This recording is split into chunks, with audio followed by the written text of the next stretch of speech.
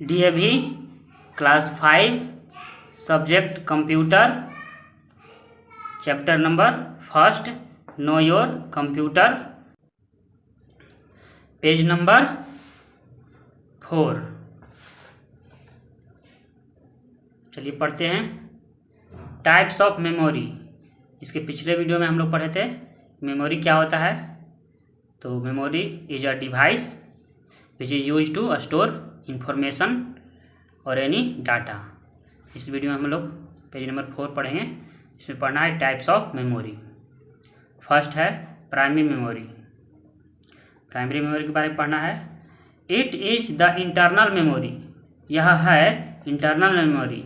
यह internal memory है of the computer system. Computer system का यह इंटरनल मेमोरी है। प्राइमरी मेमोरी क्या है? तो यह इंटरनल मेमोरी है या यह इंटरनल मेमोरी होता है कंप्यूटर सिस्टम का। ये कंप्यूटर सिस्टम क्यों लिखा हुआ है? क्योंकि कीबोर्ड माउस CPU सबको सम्मिलित रूप से कीबोर्ड माउस CPU मॉनिटर ये सबको सम्मिलित रूप से कहा जाता है कंप्यूटर, इसलिए कंप्यूटर सिस्टम नाम दे दिया गया है। दिस प्राइम मेमोरी, यह primary memory is of 2 types, मतलब है या होता है ऑफ 2 टाइप्स, मतलब 2 प्रकार का। यह प्राइमरी मेमोरी 2 प्रकार का होता है, रैम और रोम। रैम मतलब रैंडम एक्सेस मेमोरी और रोम मतलब रीड ओनली मेमोरी। जैसा कि आप देख रहे हैं इस तरह का होता है रैम और इस तरह का होता है रोम।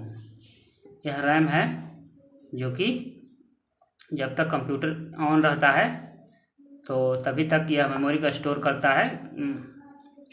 जब कंप्यूटर ऑन रहता है तब इसमें चीज़ें स्टोर होती है। जैसे कोई फाइल खोलते हैं तो वह फाइल खुलेगा तो किस में खुलेगा? तो इसमें खुलेगा। उसके लिए मेमोरी चाहिए तो इसमें खुलता है।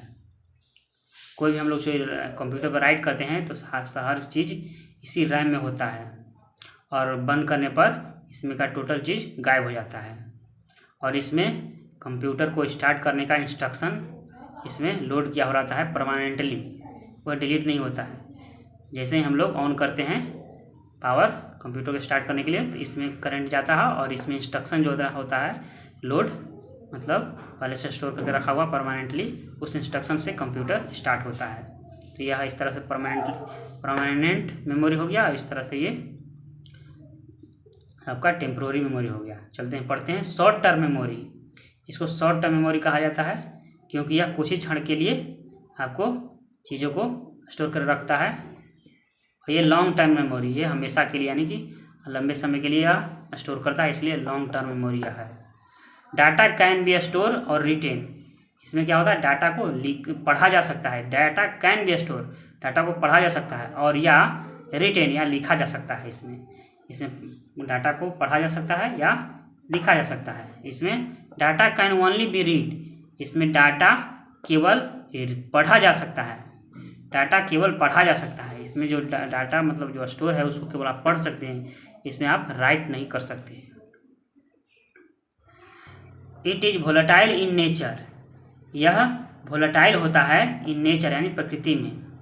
दैट इज मतलब अर्थात द डाटा इज स्टोर्ड, अर्थात डाटा स्टोर किया जाता है टेम्पोरली यानी कि अस्थायी रूप से, मतलब कुछ ही समय के लिए स्टोर रहता है, बाकी फिर गायब हो जाता है बंद हो जाने के बाद। इसको टेम्पोररी कहते हैं। टेम्पोररी मतलब डाटा स्टोर होता है। The data is store temporarily, इसीलिए इसे यह नेचर में आपका वोलेटाइल होता है, प्रकृति में वोलेटाइल होता है, मतलब डाटा टेम्पोरली इसमें स्टोर किया जाता है। It is non volatile in nature, यह नेचर में नॉन वोलेटाइल होता है। दैट इज अर्थात द डाटा इज स्टोर, अर्थात डाटा स्टोर किया जाता है परमानेंटली मतलब हमेशा के लिए। When power is switched off, जब पावर स्विच ऑफ हो जाता है, द डाटा इज लॉस्ट, तो डाटा क्या होता है? लॉस्ट हो जाता है, मतलब इसमें से खत्म गायब हो जाता है, लॉस्ट हो जाता है, खो देता है डाटा, उसमें अब डाटा नहीं रहता है। When power is switched off, जब पावर स्विच्ड ऑफ होता है, the data is not lost, तो डाटा लॉस्ट नहीं होता, डाटा खोता नहीं है। इसमें डाटा मतलब स्विच ऑफ होने के बाद भी इसमें रहता है। It hold the data and instruction required and use during processing, यह होल्ड यानी यह धारण करके रखता है, होल्ड करके रखता है डाटा को एंड इंस्ट्रक्शन को, डाटा और इंस्ट्रक्शन को यह होल्ड करके रखता है, मतलब यह धारण करके रखता है, मतलब अपने अंदर रखता है। रिक्वायर्ड जो भी आवश्यकता होती है डाटा और इंस्ट्रक्शन उसको होल्ड करके रखता है। एंड यूज्ड और ड्यूरिंग प्रोसेसिंग, और प्रोसेसिंग के दौरान उपयोग किया जाता है। यह डाटा और इंस्ट्रक्शन को, रिक्वायर्ड डाटा और इंस्ट्रक्शन को होल्ड करके रखता है, धारण करके रखता है। एंड यूज्ड ड्यूरिंग प्रोसेसिंग, और प्रोसेसिंग के दौरान, ड्यूरिंग मतलब दौरान, प्रोसेसिंग के दौरान यूज किया जाता है।